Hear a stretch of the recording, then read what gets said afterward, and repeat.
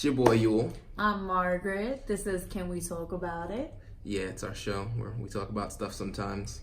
Yeah. Other times we just argue with each other about trivial things. You know what?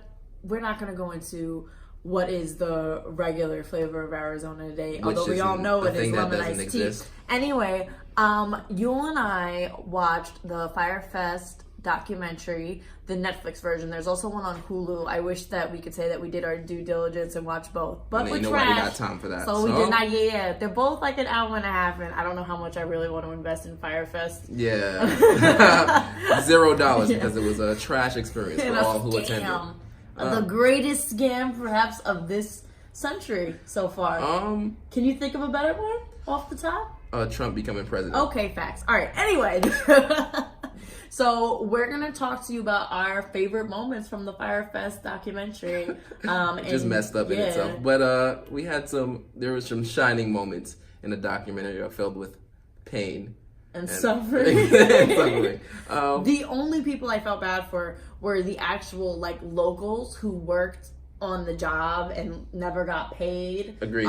There was a woman who owned a restaurant and she paid out of pocket basically the food supplies for all the people that she served, and then also for the people she had to employ to serve them, and she was never reimbursed. Yeah. I don't feel bad for the people who had honestly said that she had to spend $50,000 on her own savings. She said it was all for savings and she had to start over. I do not feel bad for the people who got scammed going to the festival, because if you had that money to drop on that kind of festival anyway, you weren't really hurting. One of the comedians said it best, that if you had that kind of disposable income to go see Bon Jovi, Blink 182. Oh yeah, but what's the difference? Yeah, same band. Yeah, whatever. Yeah, but pretty much it. That's at first I felt bad for the employees that worked for the company, because they felt I feel like they kind of felt the pressure too to really pull out a fire face, or just move back or take a step back from it, but also they didn't. So no, and they could have gone public, I feel, a lot earlier.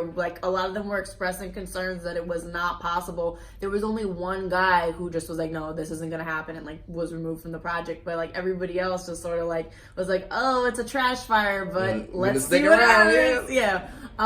One of the guys that they were interviewing, because he had been tweeting about Fyre Festival and his tweets were blowing up, his name was William Needham Finley V. And that says everything that needs to be said about the type of person that. So I didn't feel bad for him. Yeah. Just off name. It doesn't suck to get judged by your name. He looked exactly like he sounded. And like I said, he was just another rich, unhappy person with the experience. I don't really... Yeah. Like I said, it was a crazy amount of money to spend. They said that they had these bracelets. It was a cashless experience, and the reason they did that was because they didn't have money for the festival. So ahead of time, they were trying to get people to essentially load up money into these accounts. So they had these bracelets, and they said that the first batch of people uploaded a total of $800,000. Yeah. So. Yeah, no, can't say. That is. I feel bad for them, but if you have that money to close spend, to $1 million to load up onto cards in advance. Yeah. And I really enjoyed though when they were first driving up to the tents.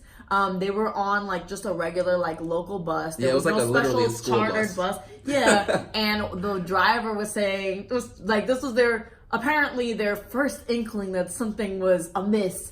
The bus driver was oh yeah, they just finished building this a week ago, and you sure are into something. Yeah, the part was when they all finally saw the tents.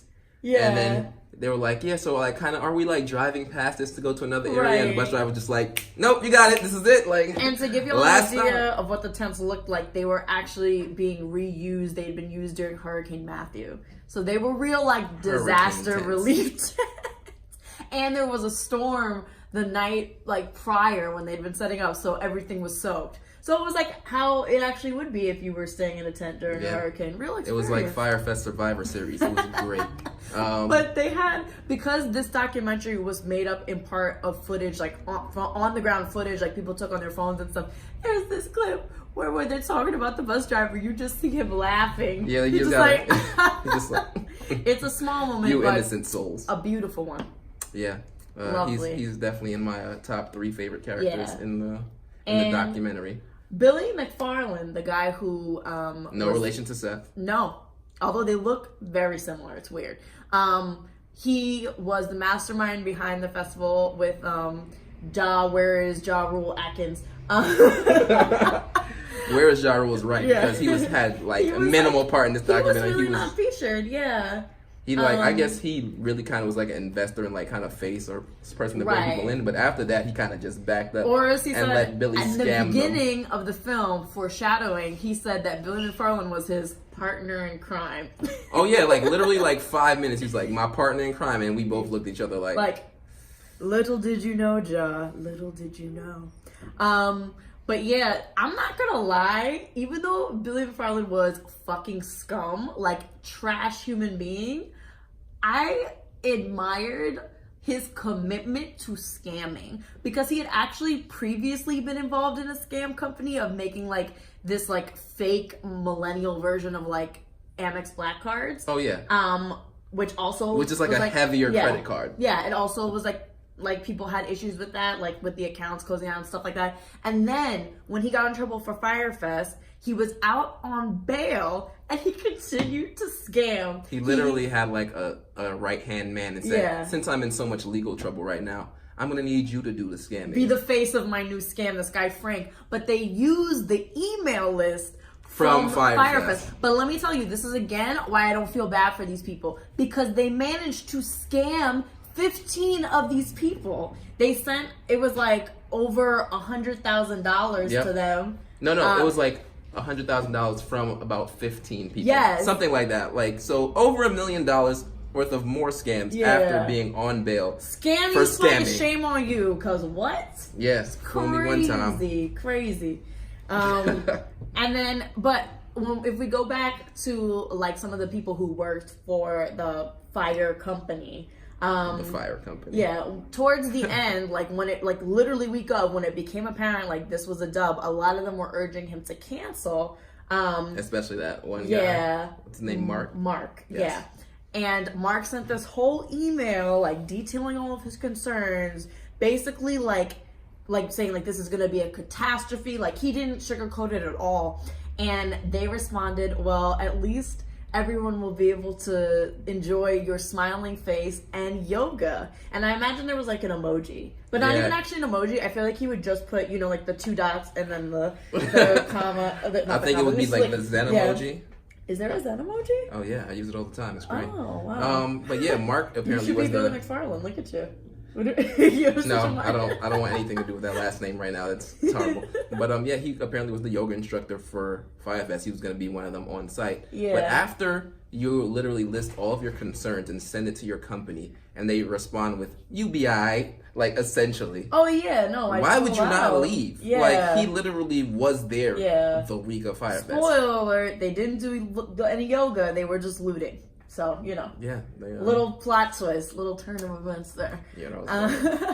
And then towards the end of the film, we hear from Ja again. He wasn't there for a while. I don't think he actually ever went to the island. Yeah, he did. Yeah.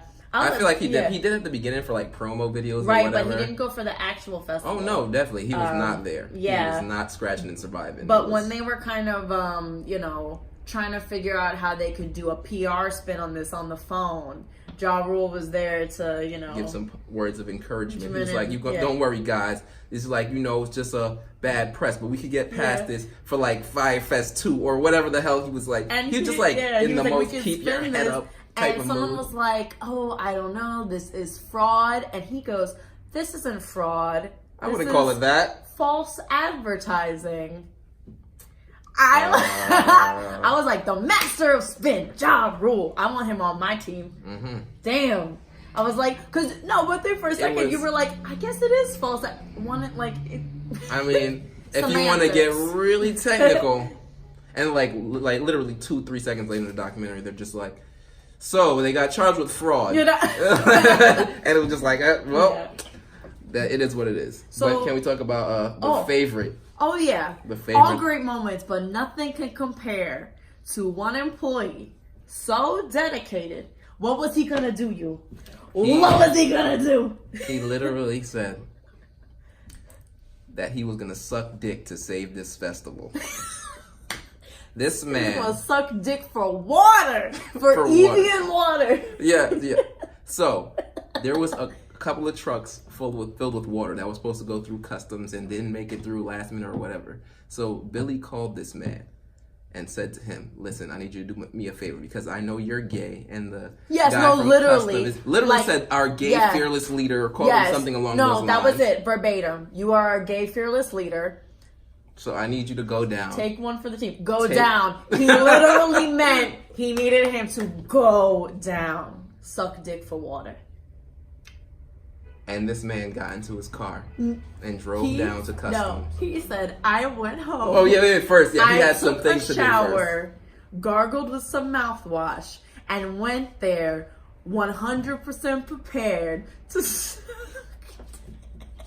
And then literally was going to do this. Yeah. And said, the guy from customs was pretty nice and was like, "You don't have to," and like kind of just let it go. And we were like, "This man sucked it. He did it. He did it." We don't get it. But like, we were like, what are the circumstances? Like, how did they know that you would want him, that he would want you to suck his dick? Did he request this? Did he request you?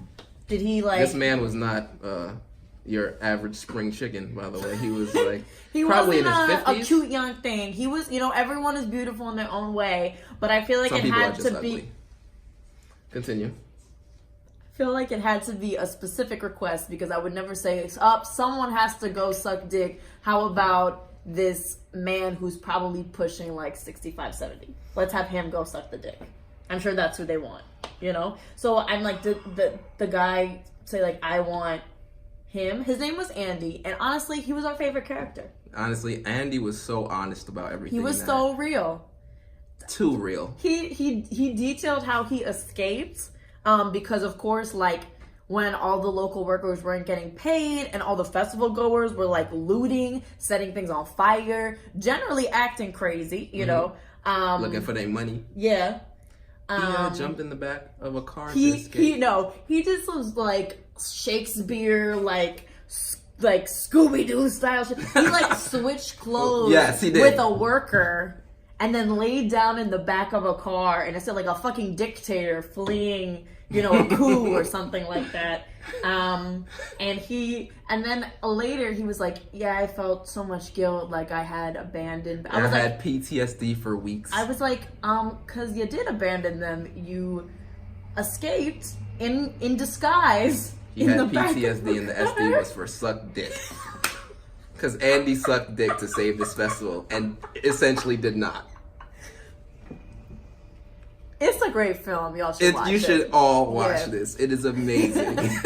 But do you know what is the Fyre Festival of presidential dinners? When Trump served fast food burgers to the champions from Clemson. Oh man, the Hamburglar himself, President Trump, can honestly only do nothing but impress me at this point. Like he has. No. He didn't serve hamburgers. He served hamders, or what did he? Oh yeah, hamburgers. Hamburgers. Hamburger. A good old-fashioned American hamburger. Like, someone take Twitter away from this man immediately. Like how. Twitter should just cancel itself. I honestly also, we just don't need him to say anything, tweet anything, like... Yeah. But on top of that, the presidential dinner. I don't, I truly wonder, if there's... I wonder this a lot during his presidency. If there's no one to be like, "Hey, this isn't a good look for you." Because to be... You're as rich as you are, and you say, "I paid out of pocket, everyone enjoyed." You bought these motherfuckers Burger King. And Wendy's, great American foods. I mean, even made in the USA, so it's half a troll, but half is him being dead seriously. I can't tell anymore. I feel like he did it to be funny. You think so, or do you think... I kind of do, and I kind of hope that. But in all honesty, I don't know. Who knows anything anymore? I hope that they take up Quavo and another restaurant had offered to serve them a dinner. Oh yeah, please, Clemson, just go there and get some real food. Nourish yourselves. Didn't deserve that. I mean, I don't really know anything about Clemson I don't really care nor too do I much, care about but college sports. I feel like that's for middle-aged people living out their glory days. Oh yeah. And apparently every man I date, a lot of the guys I date like college. Well, you like losers, so that's fine. Anyways, what's our next topic? Kind of on the Trump train, if you will. We are still in the middle of our shutdown. It is now, I think, the longest government shutdown in history. Yes, new record. Whoa! It's really bad. It's terrible. Yeah, it's honestly trash. So a lot of the TSA workers, I feel like a lot of all federal employees are not getting paid, but TSA workers have been getting the most attention. Mm-hmm. I think just because it's the most like visible, like when you think federal workers, I don't know. I always think of the TSA off the top of my head. I also think honestly think that the reason TSA agents are getting so much spotlight is because of how scared people are at airports in general. True. Because of 9/11 to now, like just right and people's view of terrorism. Yeah. People want to feel safe coming in and out of the country. Yeah. And if those workers on top of anyone, like think about this, you're taking away people that are like controlling the border and like monitoring people coming in and out of the country over a wall to protect the border. To increase border security. You're now not paying the people that secure the border at airports. So many things don't make sense anymore. We should just build a wall around this whole country. Mostly to confine ourselves because we are a poison to the world. It's actually facts. It's actually sad facts.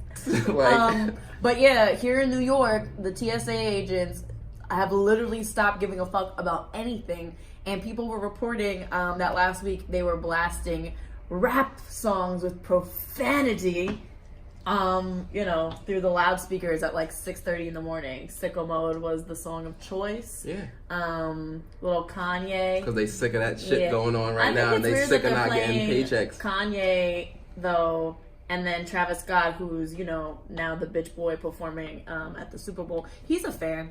I think I'm not a fan of the Super Bowl. I don't know. Weird choices to blast in protest of Trump. Do you know what I'm saying? But whatever. What music do they normally play at the airport? That's what I was thinking about. Is it just like mildly... Is it elevated music? Yeah, I was going to say... I don't think they play music at all. I can't recall. Like, now I can't recall. I do remember there was one period when I was, like, flying a lot to visit family, and I kept hearing this one song, like, on the airplanes before we would take off, and I wasn't even flying with the same airline. And I was like, do some people have, like, contracts with the airport? I don't know.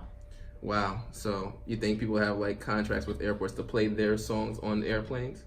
I don't know. If that's the case, I got to take my P-PTERODACTYL rap career to these airports, because my new mixtape is coming out. Your boy P-PTERODACTYL. I think we're gonna wrap up now. Yeah, we're gonna wrap up this mixtape. So it's called Under the Meteor. It's a dinosaur related track. All the track. What? Track number 1 is called Fossil Fuel. That's the intro. Track 2. Excuse me. Get this out of here. We don't need her anymore. And that was Can We Talk About It?